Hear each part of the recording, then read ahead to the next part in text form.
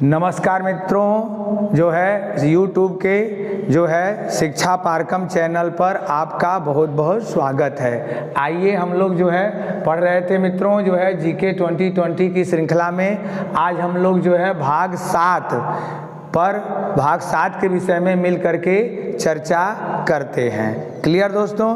तो आइए हम लोग सवाल नंबर 1 से शुरू करते हैं। तो पहला सवाल है, अबिंदुकता बीमारी किस अंग की है? तो अबिंदुकता बीमारी मित्रों ये आँख की होती है। अबिंदुकता बीमारी क्या होती है, किस अंग की है? तो आँख की है।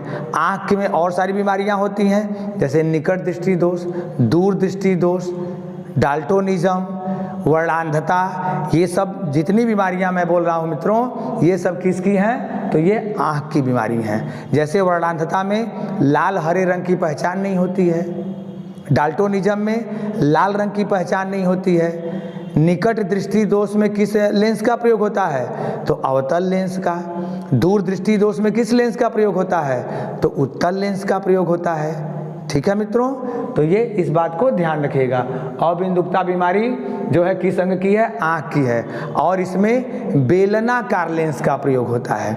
अबिंदुकता बीमारी में किस प्रकार के लेंस का प्रयोग होता है? तो बेलनाकार लेंस का प्रयोग किया जाता है। अब आगे बढ़ते हैं हम लोग। दूसरा सवाल नंबर 2, कैंची उत्तोलक है। उत्तोलक का पहले जानिए। उत्तोलक यानी साधारण मशीन। उत्तोलक क्या होता है? जैसे आप उत्तोलक का अर्थ नहीं समझे तो उत्तोलक का मतलब साधारण मशीन। ठीक है। अब उत्तोलक 3 प्रकार का होता है, प्राथमिक, द्वितीयक और तृतीयक। क्लियर मित्रों? अब पूछा है कैंची किस प्रकार का उत्तोलक है? तो प्राथमिक उत्तोलक है। प्राथमिक उत्तोलक की क्या विशेषता होती है? तो प्राथमिक उत्तोलक की विशेषता ये होती है कि आलंब बीच में होता है। आलंब कहाँ होता है? बीच में होता है। ठीक है मित्रों? जैसे अब और उदाहरण, जैसे आप जान गए कैंची कैसा उत्तोलक है? तो प्रथम प्रकार का उत्तोलक है। क्लियर? और उदाहरण देखिए, जैसे तराजू, ये भी कैसा उत्तोलक है? प्रथम प्रकार का उत्तोलक है। हैंड पंप, ये भी प्रथम प्रकार का उत्तोलक है। क्लियर मित्रों? तो तराजू, हैंड पंप, शीशा, जो बच्चे झलुआ नहीं झूलते हैं पार्कों में, वो भी शीशा, उसे वो भी कैसा है? तो प्रथम प्रकार का उत्तोलक है। तो कैंची के साथ साथ आप ये भी याद रखिए। क्लियर दोस्तों? अब आगे बढ़ते हैं। रिमोट में प्रयुक्त तरंग। रिमोट में किस प्रकार की तरंगें प्रयोग होती हैं? तो रिमोट में इंफ्रारेड तरंगे या अवरक्त तरंगों का प्रयोग किया जाता है। ठीक है। साथ ही अवरक्त तरंगों का प्रयोग और कहाँ किया जाता है? तो अंधेरे में देखने के लिए किया जाता है।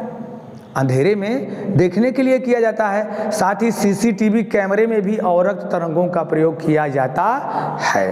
क्लियर? अब देखते हैं चौथे सवाल में देखते हैं प्रोटीन। प्रोटीन ये प्रोटीन होता है, प्रोटीन की इकाई एमिनो एसिड है। ठीक है। प्रोटीन की इकाई क्या है? एमिनो एसिड है। क्लियर मित्रों? 20 प्रकार के एमिनो एसिड होते हैं। ठीक है। कितने प्रकार के? तो 10 हमारे शरीर में बनता है, और 10 हमको बाहर से ग्रहण करता है। ठीक है। प्रोटीन को मित्रों शरीर का सीमेंट भी कहा जाता है। अगर आपसे एक सवाल पूछे कि शरीर का सीमेंट किसे कहते हैं, तो शरीर का सीमेंट प्रोटीन को कहा जाता है। क्लियर मित्रों? तो प्रोटीन शरीर की वृद्धि, कोशिकाओं की वृद्धि एवं विकास के लिए बहुत ज़रूरत होती है। क्लियर? बच्चों में प्रोटीन की सबसे ज़्यादा ज़रूरत होती है, क्योंकि उनका शरीर बहुत तेज़ी से वृद्धि करता है। क्लियर? तो हम लोग प्रोटीन के विषय में जान गए। राज्य का सप्तांग सिद्धांत कौन दिया था मित्रों? तो राज्य का सप्तांग सिद्धांत कौटिल्य ने दिया था। राज्य का, हाँ, ये उससे पहले हम लोग देखते हैं मित्रों अब चौथे सवाल के बाद 5वें सवाल के विषय में देखते हैं एसिड का स्वाद होता है। तो एसिड का स्वाद कैसा होता है? खट्टा। एसिड का स्वाद, एसिड मतलब अम्ल, और जिसका स्वाद क्या होता है? खट्टा। और एसिड या अम्ल नीले लिटमस को क्या कर देता है? लाल कर देता है। यह नीले लिटमस को लाल कर देता है। ठीक है। एसिड का स्वाद खट्टा होता है और यह नीले लिटमस को लाल कर देता है। अगला सवाल मित्रों, राज्य का सप्तांग सिद्धांत कौन दिया था? तो राज्य का सप्तांग सिद्धांत कौटिल्य ने दिया था। कौटिल्य किसके गुरु थे? तो कौटिल्य जो है चंद्रगुप्त मौर्य के गुरु थे। क्लियर मित्रों? अब आगे बढ़ते हैं। रानाभर स्तूप कहाँ है? तो रानाभर स्तूप जो है कुशीनगर में है। रानाभर स्तूप कहाँ है? कुशीनगर में। धमेक स्तूप कहाँ है? सारनाथ। धमेक स्तूप सारनाथ। साथ ही सांची स्तूप कौन बनवाया था? तो अशोक ने बनवाया था। सांची स्तूप कौन बनवाया था? अशोक ने बनवाया था। अगला सवाल मित्रों, तमिल रामायण की रचना किसने की? तमिल रामायण की रचना जो है कंबन ने की। तमिल रामायण की रचना कंबन ने की। तमिल रामायण की रचना कंबन ने की। क्लियर मित्रों? आगे बढ़ते हैं। गदर पार्टी। गदर पार्टी की स्थापना 1913 में लाला हरदयाल ने। गदर पार्टी की स्थापना जो है लाला हरदयाल ने की थी 1913 में। 1913 में जो है लाला हरदयाल ने की थी। और कहाँ की थी? तो सैन फ्रांसिस्को में। कहाँ की थी? सैन फ्रांसिस्को अमेरिका में की थी। और इसके पहले अध्यक्ष थे सोहन सिंह भाखना। तो पूरा चीज जान जाइए मित्रों, जो है गदर पार्टी की स्थापना 1913 में लाला हरदयाल ने की और गदर पत्रिका का संपादन भी किया। और कहाँ की हुआ? सैन फ्रांसिस्को में हुआ। और इसके पहले अध्यक्ष थे सोहन सिंह भाखना। कौन थे? सोहन सिंह भाखना। तो गदर पार्टी की स्थापना लाला हरदयाल ने 1913 में सैन फ्रांसिस्को में गदर नामक पत्रिका भी निकाला। और इसके पहले अध्यक्ष थे लाला जो है सोहन सिंह भाखना। आगे जो है बंगाली समाचार पत्र किसका है? तो बंगाली समाचार पत्र है सुरेंद्रनाथ बनर्जी। मराठा केसरी किसका है? तो तिलक। मराठा केसरी किसका है? तिलक। क्लियर मित्रों? आगे बढ़ते हैं। अब हम लोग 11वें सवाल पर, जो है चेराव नृत्य किस राज्य का है? तो चेराव नृत्य जो है मिजोरम का है। चेराव नृत्य कहाँ का है? जो है मिजोरम का। चेल्लम नृत्य कहाँ का है? मिजोरम का है। चेराव चेल्लम जो है ये नृत्य कहाँ के हैं? तो मिजोरम का है। आगे मित्रों, ऐरावतेश्वर मंदिर जो है तमिलनाडु में है। ऐरावतेश्वर मंदिर कहाँ है? तमिलनाडु में। ये भगवान शिव का है। और इसे बनवाया कौन था? तो राजराजद्विती। इसे कौन बनवाया था? राजराजद्विती। जो है ऐरावतेश्वर मंदिर तमिलनाडु, भगवान शिव का है और इसे बनवाया था राजराजद्विती ने। अगला सवाल, निजाम सागर परियोजना कहाँ किस नदी पर है? तो निजाम सागर परियोजना जो है मंजीरा नदी। मंजीरा गोदावरी की सहायक है। मंजीरा गोदावरी की सहायक है। और यह किस राज्य में है? तेलंगाना में। जायकवाड़ी परियोजना किस नदी पर है? तो गोदावरी नदी पर है। जायकवाड़ी परियोजना गोदावरी। तो निजाम सागर परियोजना मंजीरा नदी पर, किस राज्य में? तेलंगाना में। और मंजीरा जो है गोदावरी की सहायक नदी है। आगे मित्रों, सबसे बड़ा घाटा राजकोषी घाटा होता है। सबसे बड़ा घाटा कौन सा होता है? राजकोषी घाटा होता है। अगला सवाल, लुसाई जनजाति। लुसाई जनजाति कहाँ पाई जाती है? तो लुसाई जनजाति मिजोरम में पाई जाती है।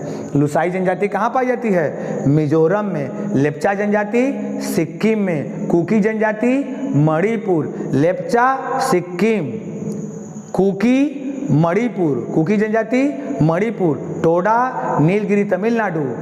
क्लियर? बकरवाल जम्मू कश्मीर। बकरवाल जम्मू कश्मीर। भोटिया, भोटिया उत्तराखंड।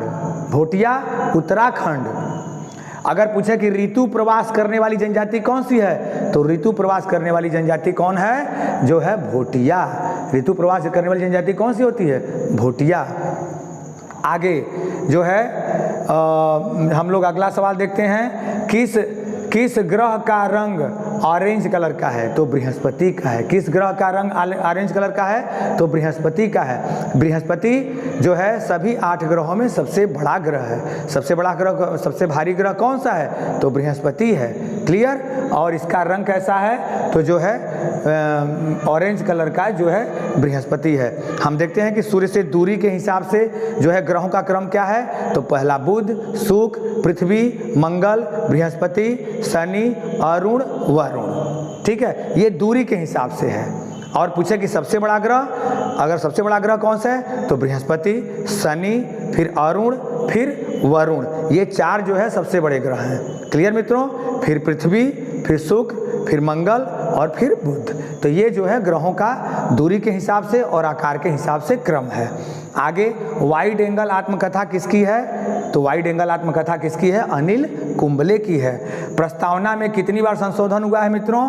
तो प्रस्तावना में 1 बार संशोधन हुआ है। 42वां संविधान संशोधन, 42वां संविधान संशोधन से प्रस्तावना में 3 शब्द जोड़े गए, समाजवादी, पंथनिरपेक्ष और अखंडता। समाजवादी, पंथनिरपेक्ष और अखंडता सब जोड़े गए जो है प्रस्तावना में। तो प्रस्तावना में 1 बार संशोधन हुआ है। क्लियर? सबसे बड़ी संसदीय समिति कौन सी है? तो प्राक्कलन समिति। कौन सी समिति? प्राक्कलन समिति। प्राक्कलन समिति, ठीक है मित्रों। प्राक्कलन समिति सबसे बड़ी समिति है। इसमें कितने सदस्य होते हैं? 3। और सभी के सभी किसके होते हैं? लोकसभा के। सभी के सभी किसके होते हैं? लोकसभा। तो संसद की सबसे बड़ी समिति प्राक्कलन समिति, सभी सदस्य लोकसभा के होते हैं। कितने सदस्य होते हैं? जो है 30 सदस्य होते हैं। क्लियर मित्रों?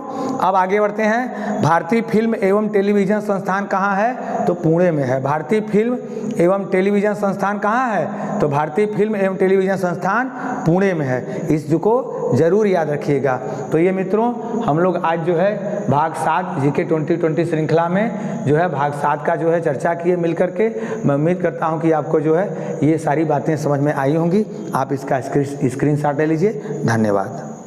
नमस्कार मित्रों, आप इस वीडियो को अधिक से अधिक लाइक और शेयर करें, अपनी राय कमेंट करके बताएं। इस तरह की और जानकारी के लिए हमारे टेलीग्राम व यूट्यूब चैनल शिक्षा फाल्कन को सब्सक्राइब करें, साथ ही बेल आइकन दबाएं जिससे हमारी वीडियो की नोटिफिकेशन आपको सबसे पहले मिले। धन्यवाद।